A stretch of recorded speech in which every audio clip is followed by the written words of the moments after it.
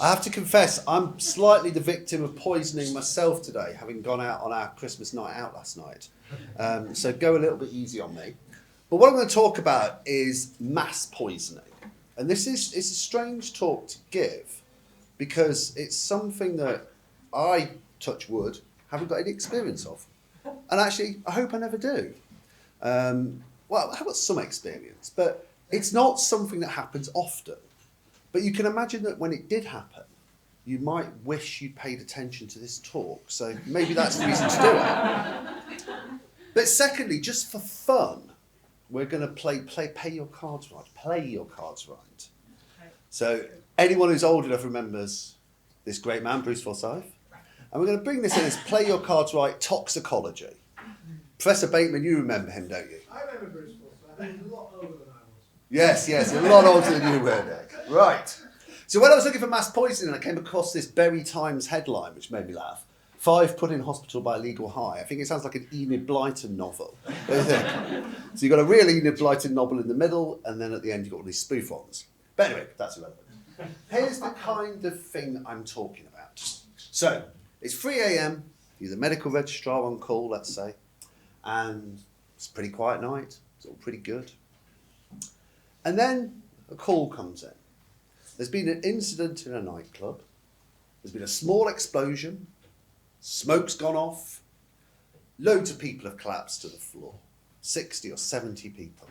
Now, unfortunately, that night, you're the medical registrar, you're a clinical pharmacologist, so everyone's looking to you.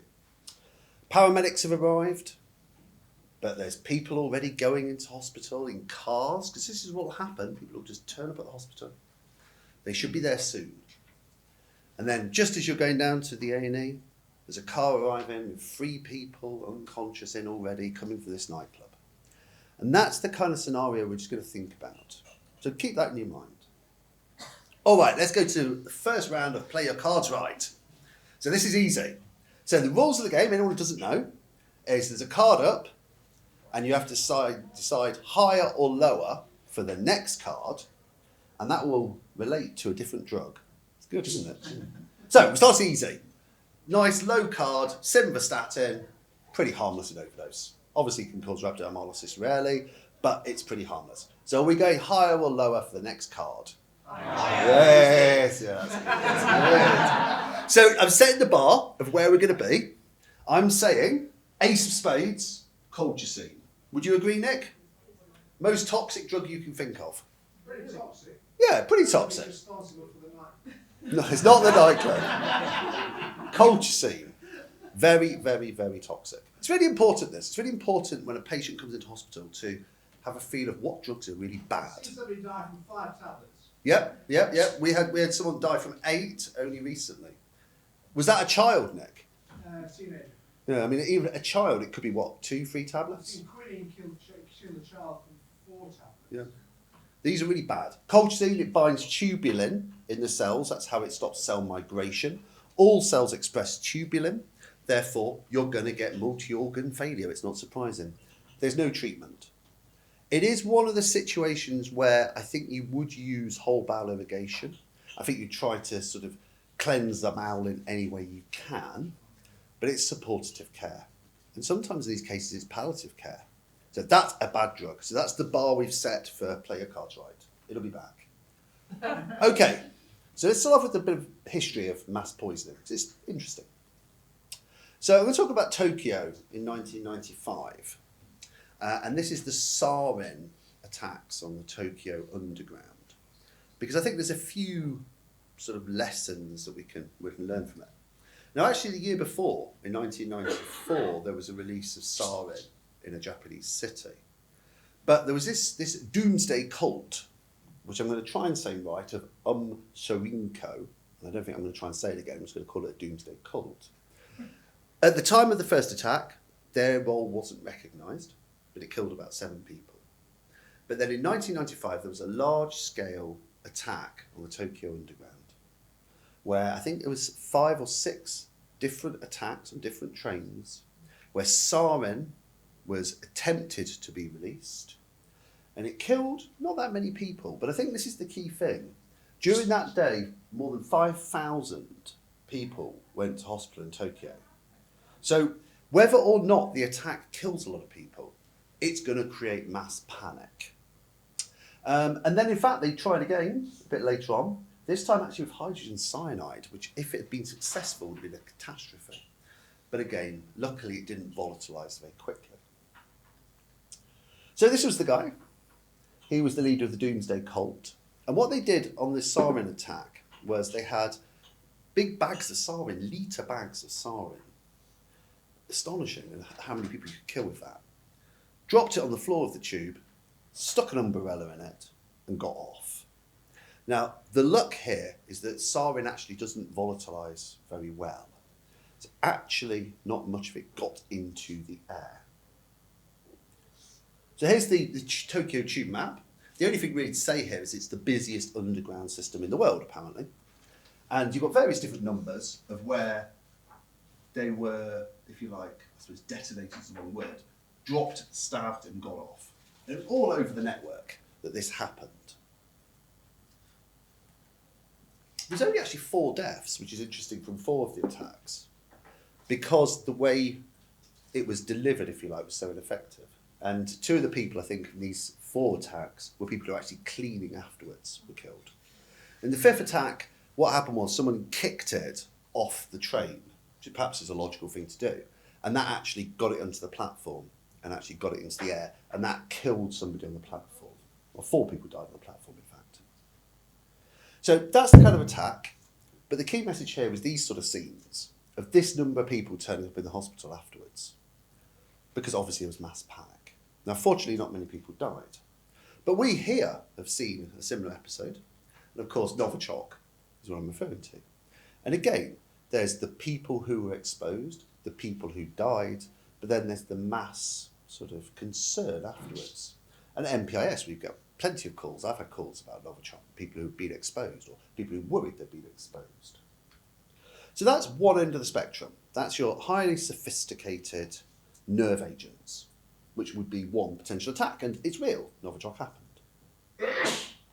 All right, so back to the highlight. Play your cards right. So now we're at the ace of spades. Are we going higher or lower next? Lower. Has to be lower, doesn't it? So I couldn't give any talk about paracetamol. Why would I do that? Mid-range, most common overdose in the UK, we all know that. 50,000 people a year, we all know that. Luckily, we've got an antidote, acetylcysteine. If it's given early, it's effective. Really, the message here is don't forget to check the levels. You don't want to miss it. So that's the easy one. But now we're in the mid-range. The next one's going to be exciting. But coming back to, again, mass poisoning. So you've got the sort of high-end nerve agents. But actually, I'd put it to you that perhaps the bigger threat is with simple industrial chemicals that are much more available.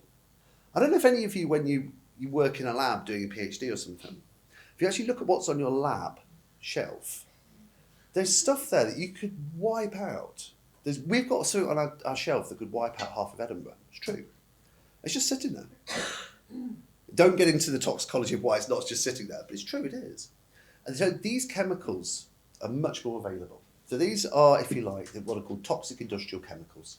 Their toxicity is lower than a nerve agent, but the volume they're made in is much bigger, and they present perhaps a bigger threat because they're easy to get hold of. There's large volumes. Frankly, if you knew what you were doing, you could go into a lab and take things that could kill people.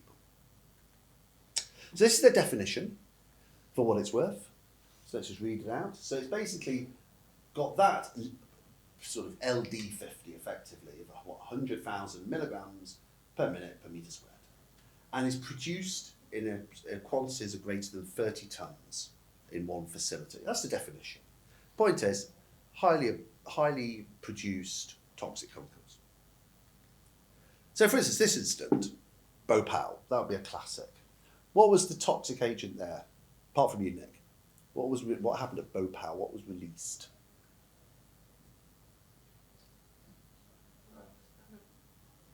Nick?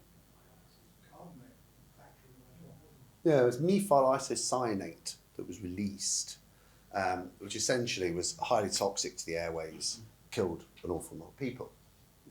But it's not just in the developing world. It'd be wrong to think that. So then here are 3 industrial accidents in, I think these 2 are America, that one's Bunsfield, it was in Hertfordshire. So that was a propane factory, oil refinery was Bunsfield, and this one was actually the same company as Bhopal, Union Carbide, so they've not got a good track record. And that was releasing another chemical that was similar to methyl isocyanate, and that's in West Virginia. So these accidents can happen in the developing world as well. It's not just a developed world, it's not just a developing world problem. And I find Michael Edelstein for this, I think this is an interesting one. So obviously he's a world authority on organophosphate pesticides, which are widespread. And he brought my attention to this, that there was an outbreak where the pesticides got into the food chain and got into bread. And this was in Jamaica, 3 different areas where parathione got into flour. And again, fatalities and cases in 3 different places. Again, a huge way that poisoning could happen would be for it to get into the food chain. There's the food. All right, so play your cards right. We're at 7 now. This is exciting. Is it going to be higher or lower? Lower. Go lower. Well, it's a toxicology talk, so I'm going to go higher. And I thought about the queen of being a calcium channel blocker.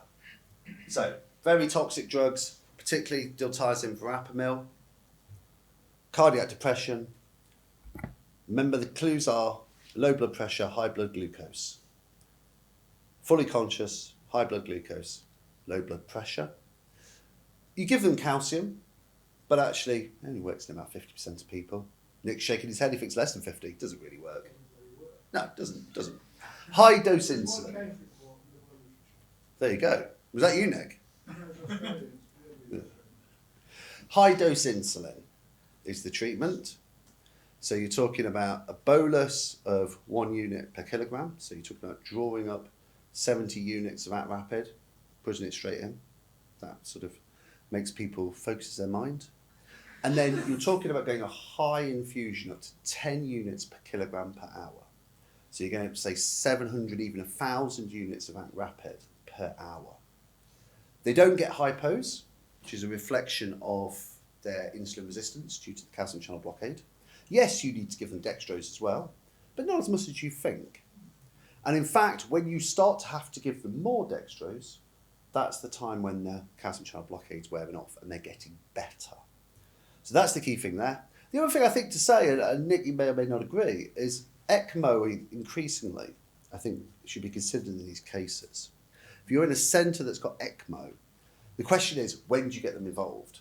So the classic call to us is, I've got a patient from the emergency department, they've been arrested for an hour and a half. Do you think we should put them on ECMO? The answer is, well, no. But I don't know when the right time is. And I would say it's early. I would say it's probably around the time you're thinking about high-dose insulin, is to start thinking about ECMO as well. In Paris, for instance, they would put people on a lot more. All right, so I think if we're going to talk about what we're going to do in that nightclub, having talked about sarin, chemical agents, and also industrial chemicals, we're going to need to talk about toxidromes, which for many of you, you'll be familiar with, but some of you won't be. So let's go through each one, because that's going to tell us what we're going to have to do. So the first toxidrome, the anticholinergic toxidrome. So many different anticholinergic drugs. I suppose tricyclics would be the classic toxidrome here. And we're talking about someone who's tachycardic, who's got big pupils, who's warm, and very, very dry skin. And that's what they're said to look like. So this is the anticholinergic toxidrome. So what have we got there? Do I have this working here? So what have we got? We've got mad as a hatter, dry as a bone, red as a beet, dilated pupils, very dry skin, absent bowel sounds, urinary retention. This is the anticholinergic poisons. Now the flip of that, which is perhaps more relevant for the mass outbreaks, is the cholinergic toxidrome, which is the opposite. Pinpoint pupils. Okay, so when Novichok first happened, it was felt to be opioid poisoning because of the pinpoint pupils. Pinpoint pupils, but drenching in sweat. These are the wet opioid overdoses. If you see somebody who you think, this person's opioid overdose, they're tiny pupils, I know that, but they're drenched in sweat, their lungs are wet, they're foaming at the mouth, they're defecating, they're urinating, that is a cholinergic syndrome. That's a nerve agent organophosphate pesticide. Small pupils, wet. And there he is. I don't know if he's necessarily on the toilet when you see him, but it's making the point. Diarrhea, urination, tiny pupils, sweating. I actually feel a bit like him at the moment. Frothing at the mouth, running nose. And on the more sort of tragic side, these are images from Iraq, I think it was. No, Syria. And again, there was a chemical agents used on the population. Some confusion about what it was, but it's clearly a cholinergic agent. And here you've got, it doesn't come across too well, but that's foam, that's fluid, that's pulmonary edema coming out of the mouth. Sweating, pouring, small pupils. And so if anyone wants to tell the difference between an anticholinergic and a cholinergic, here's pretty good. SpongeBob is cholinergic, very wet. What's the name of this guy from? Come on, Emma. Jack. Hot, dry. That's anticholinergic toxicity. All right. So then we go to the opioid toxicity, which you may well see in this kind of mass outbreak. It's entirely feasible. You'd give a high dose opioid. I think that's what was used when there was where was it, Nick? There was the Moscow Theatre Siege, thank you. And was it remifentanil? Where was a fentanyl? I'm not sure the Russians ever found out exactly which one. So this was a situation where there was a hostage situation in the Moscow theatre. The Russian special forces went in, filled it full of a highly potent opioid, and then went round the hostages and gave them naloxone and not the terrorists. So everyone went down and they selected who to save. They didn't save very many because they didn't have enough naloxone. It's true, half of them died in the bus on the way. Yeah. You usually give a lot of naloxone. Yes. They didn't give enough. Yeah. But the principle was very pharmacological. Okay. Yeah, exactly. They needed us to advise them, Nick. Opioid, tiny pupils, slow respiratory rate. Remember, not the wetness of the cholinergic. And there he is. This is from the New England Journal of Medicine. He looks much more glamorous than the opioid users we see in Edinburgh, but it shows you the features that you all know. There is an important point though, don't you give enough naloxone? Yes. The size dose of 1 ampoule isn't enough in these cases. You've got to give, well, you will tell them how much you have advice, usually about 10 ampoules. Yeah, absolutely. What, 4 milligrams? 4 milligrams is the sort of maximum initial advised dose. And if you get a response with that, which means they just start to breathe a bit better, watch them carefully, and then or blood pressure goes up, then you give them more. Because you can give a hell of a lot of naloxone. You probably use all hospital naloxone very quickly.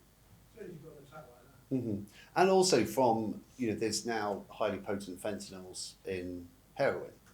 So even in the emergency department, you see somebody very standard heroin overdose. If they don't respond, give them a lot more naloxone. Okay, so then the last two, probably less relevant for the purposes of this talk, but the sympathomimetic is your stimulant, recreational drug user classically, tachycardic, hot, dilated pupils. And there he is. And the final one, the sedative, that's relevant. This is your sort of high-dose benzodiazepine. And again, she looks very mellow, but basically unconscious without the features of the small pupils or the other features. Okay, so let's wrap this up by thinking about what are we going to do about this situation. So just to remind you, you're on call, you're the medical registrar, you've got quiet night, suddenly incident at a disco, loads of patients have collapsed, 70 people are down, gas has gone off, paramedics have come, people are coming into the hospital. So I'm going to throw it over to you. What are we going to do? Well, luckily, Public Health England have given us guidance. It's actually very useful about what we're going to do here. And I think this is useful just to have a structure of what you would do. And to be honest, most of you got all of it. So, very rapid onset, gas off, people all collapsed. Cyanide is what you're thinking of. Also hydrogen sulfide, but mainly cyanide. High lactate, acidotic patient, gas, cobalt. That's all we need to think about there. Then, with a very rapid onset of symptoms, would be a highly potent opioid, the Moscow Theatre. So here we've got classic features, pinpoint pupils, but not drenched, not drenching wet. Just remember that. If you remember anything from this talk, remember they've got some small pupils who soaked. That sounds like a nerve agent. Again, rapid onset of symptoms, but your wet opioid, there you're in your nerve agent territory. And then a little bit less rapid onset, and we'll come on to what they could be, is your toxic industrial chemicals. So we've got a structure now of what earth we're going to do. Cyanide, yes or no? High dose opioids, yes or no? We've got naloxone, we've got an antidote, we've got an antidote. What antidote would we give for a nerve agent? Atropine. How much would you give? Loads. Loads. Until when? Until they're fully atropine. I mean, they're often very bradycardic until they're not wet anymore. Yeah, until they're not wet anymore. Absolutely right. Till the lungs are clear and the heart rate's normal. And you just give them more and more and more atropine. You will use up the atropine very quickly. Praladoxine you also give, but atropine's your first line. Okay, good. So, we've really gone through this now. Could it be cyanide is your first question. Rapid onset of symptoms, circulatory collapse, lactate greater than 10. No features of the other ones. Pupils are normal, they're not drenched in sweat, but they've got high lactate and everyone's collapsed. Could it be an organophosphate or a nerve agent or a pesticide? Here we've gone through this now. This is your wet opioid looking person. Do you know what happened to this guy? Yeah, I mean, it's really cool, isn't it? Yeah. So they got to him by telling two people at the airport that this was a social media prank. So it was at Malaysian airport? The North Korean sort of agents went up to two people at the airport and said, "We're filming for a reality TV show. Can you both go and do a happy slap on that guy? We're going to film it." And they had the two ingredients of VX on their hands. And they went up to him and went, "Ha!" and killed him. And the agents were long gone. That's what happened. Amazing, isn't it? So that's VX. He was hit by VX only in a very small amount on the skin. He died. But again, small pupils, wet. Novichok, we've talked about. Again, small pupils, wet. Then we go on to the toxic industrial chemicals. That's all a bit vague about, well, what's this going to be? So Public Health England gives some sort of structure as to what kind of things to think about. And really now we're getting into sort of, the First World War type chemical agents. So lewisite. So there we're going to get a rapid onset of burning and blistering. So these are blistering agents. So burning of the skin, blistering of the skin. Sulfur mustard, to be honest, pretty similar. You're going to get blistering of the skin, burning of the skin. Here we are from First World War, terrible images of skin blistering. So these are agents that you could be let off, that again, you might see the patient, they've got a rapid onset of burning, stinging, blistering skin. Phosgene, another one, perhaps not quite as rapid an onset. Here we've got the First World War, terrible images of it being let off. And again, you're talking about respiratory distress, burning. It's the same sort of features of people coming in with terrible burning. One that I think is probably quite likely is chlorine. So again, there can be a very distinctive smell. It's actually not that toxic, but entirely feasible that someone would just let off chlorine. Very distinct smell. Going to have a lot of people coming in worried. Probably not a lot of casualties, but a lot of people worried. Sum up, we're coming towards the end. It's not very likely to happen. Probably won't ever happen to any of you. But if it does, I think these are a reasonable structure. The first things to think about, cyanide nerve agents. We've got antidotes. They're very clear. Stories, lactate, wet. Your toxic agents like mustard, lewisite are going to give blistering of the skin. And then chlorine we've talked about. Nick thinks they may kill more people than I believed, but it's going to cause chaos.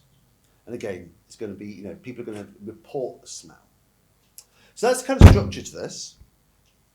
Are there any questions to this before we go on to the final round of Play Your Cards Right, which you'll be excited to hear? It was on a knife edge when we left. Is there anything that can be done pre-hospital to help limit morbidity or mortality with these agents? I think you could probably give atropine pre-hospital. I think that would be entirely reasonable. I don't think you'd be able to give the cyanide antidote pre-hospital. Well, the ambulances do have hydroxycobalamin. The problem is going to be identification. Because I think what would happen in reality is that you'd have an incident and people would come in, and perhaps if it was in London, they'd go to different hospitals. It'd be identifying what's happened would be the difficulty. I don't think there's a huge amount you could do pre-hospital, to be honest. All right, so where are we up to? Dill ties in, the Queen of Hearts. Higher or lower for the final one? Higher. Yes, it's toxicology, isn't it? All right, DNP. So this is a very toxic agent, very topical at the moment. It's used as a slimming agent. It's another sort of uncoupler of oxidative phosphorylation. Key here is very, very high temperature, hypothermia. Patients come in hot. If someone's taken DNP, it's available on the internet. It seems to be quite widely used. If they've taken it, watch the temperature, and they need cooling. Quite a few deaths, quite a few high-profile deaths recently. Need aggressive cooling. How do you cool somebody aggressively? Well, the best way is meant to be having a big ice bath and dunking them in the ice bath, but you really don't have that available. I think the honest answer is any and every way you have. Temperature is the key with DNP. And on that note, I'm going to stop. Thank you all very much.